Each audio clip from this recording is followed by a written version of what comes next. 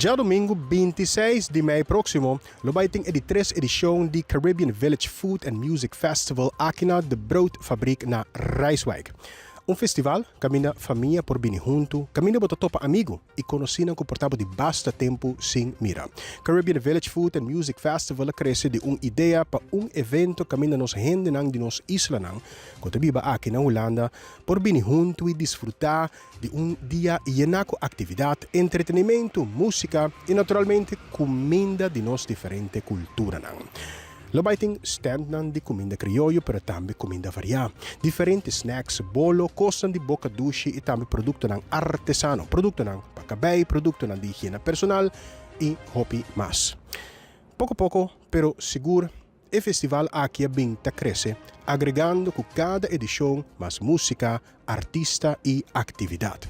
Para a edição aqui, tem Efrem J, Hunneli Felicia, diretamente voor de Corsau, Luis Moca voor de Bonaire, Cachet Royal, Extas, Yawalu, e tribu de Cherry Bernardina, Cheryl Semeler, DJ Brian K, DJ Johnson e MC Locomania. Para mucho nang, luting Kids Village, com entretenimento especial para chiquito nang, com mascota, wega ng pamucha, bouncers e naturalmente também popcorn, suikerspin e hopi mas. Dia 26 de maio aqui na Broodfabriek na Rijswijk. Porta te abre voor de honor e o festival termina a mitad de 10 de a noche. Caribbean Village Food and Music Festival 2024.